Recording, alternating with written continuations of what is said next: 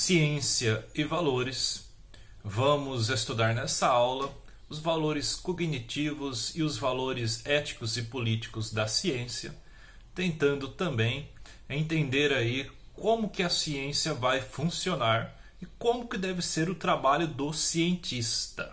Beleza? Tranquilo? Bem, a primeira coisa que eu quero que vocês entendam nessa aula é que existe uma diferença do senso comum e da ciência, daquilo que eles esperam do próprio trabalho do cientista. Como assim? É simples. O senso comum sempre vai estar preocupado aí, de certa forma, com os valores imediatos, com os resultados práticos, com a aplicação prática da própria ciência.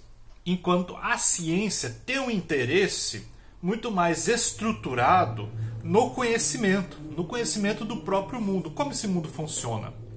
Tá? E a ciência tem essa preocupação primeira com o conhecimento.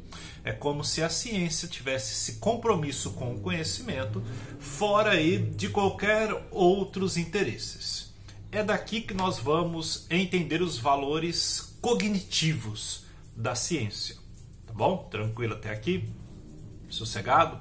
Bem, quais são os valores cognitivos da ciência? Primeiro, imparcialidade. Segundo, neutralidade. E terceiro, autonomia. Imparcialidade por quê? Porque só vai ser aceita aquelas teorias que tiverem aí um alto grau de comprovação. Gravem isso daqui. Neutralidade. O cientista, a comunidade científica, ela não vai estar preocupada em atender ou a valorizar interesses particulares. Ao contrário, a comunidade científica vai ser neutra em relação a isso. Ou seja, valores pessoais não devem interferir aí, no trabalho do cientista. E autonomia, por quê? Porque a investigação científica independe aí das pressões externas ou das pressões dos governos ou das pressões do sistema capitalista, tá bom? Pessoal, é claro, se a gente para aí para analisar a questão do coronavírus atual e essa briga, essa guerra que se tem em torno aí da vacina do coronavírus, nós vamos ver que muitas vezes a política interfere muito nas decisões.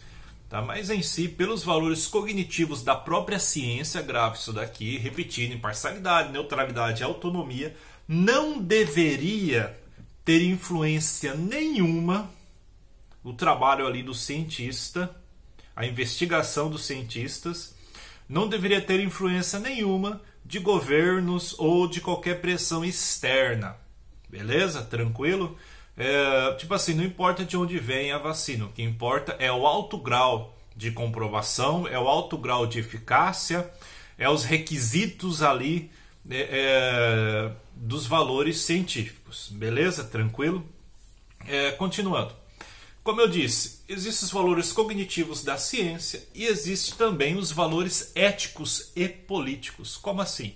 Por mais, pessoal, que a gente vê aí que a atitude do cientista deve ser uma atitude neutra, uma atitude praticamente fora de qualquer pressão, a gente sabe que nem sempre é neutra. É o exemplo que eu acabei de citar para vocês. Como há essa pressão e essa urgência em descobrir a vacina do coronavírus, olha como a ciência tem também que pensar nos valores éticos. Quais valores éticos? Que o cientista tem que se debruçar sobre uma cura para tentar resolver aí algo que está matando a sociedade. Entenderam? Então os valores cognitivos são de extrema importância, mas os valores éticos também são. É como se a ciência nesse sentido fosse ambígua. Como assim? Então a ciência tem que ter imparcialidade, neutralidade e autonomia, mas também deve pensar e refletir sobre a urgência aí, da salvação da humanidade? Sim, claro que sim.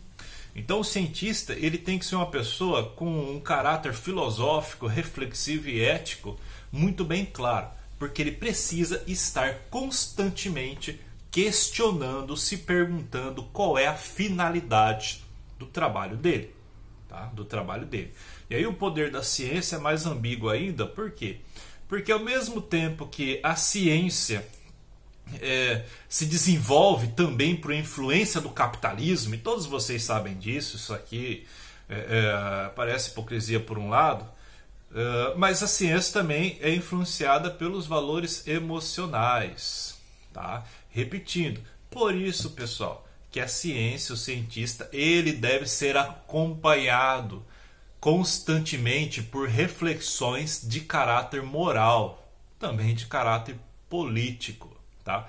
Porque a gente sabe muito bem que, por exemplo, a pressão capitalista fez surgir os alimentos transgênicos. E os alimentos transgênicos, de certa forma, precisam também passar por uma reflexão ética. Ou podemos ver também que a pressão do capitalismo também fez surgir aí o trabalho com as células troncos. Pressão em que sentido? Muitas vezes as pessoas tinham esse sonho, essa ideia de tentar clonar os seres humanos e assim por diante. Então, assim, essa necessidade de prolongar a vida. Porém, a gente viu que os estudos com células troncos favoreceu e favorece também a descoberta de curas de outras doenças, tá? Então a ciência ela tem que estar sempre nesse patamar de reflexão constantemente. Olha como a ciência precisa da filosofia, tá? É uma ilusão a gente pensar assim, que o saber pelo saber é a missão do cientista, tá? Não existe isso, a gente sabe muito bem que as pessoas não estão nem aí para o saber pelo saber, são poucas pessoas que têm essa necessidade. Infelizmente as pessoas querem que aquele saber tenha uma necessidade ali, ou um resultado prático, ou que aquele saber venha mudar algo na sociedade e assim por diante, tá? Então eu falo assim para vocês, a missão da filosofia é o quê? É deixar claro que a formação do cientista não deve ser restringida apenas ao conhecimento técnico, apenas ao conhecimento metodológico, apenas ao conhecimento do conteúdo. Por quê? Porque o cientista ou o técnico deve estar claro que ele também tem que ter uma reflexão ética, uma reflexão humana, uma reflexão moral. Caso contrário, pode surgir aí cientistas que vão ser a favor de práticas ou inventar aí uma nova máquina, uma nova forma de matar a humanidade em nome de uma ideologia, que nem aconteceu no nazismo. Tinha excelentes cientistas com valores técnicos apenas, com alto grau de formação, mas que não tinha nenhum valor ético, moral, reflexivo, e não se perguntava sobre a finalidade da sua ação, da sua crítica. Eu encerro dizendo para vocês isso daí.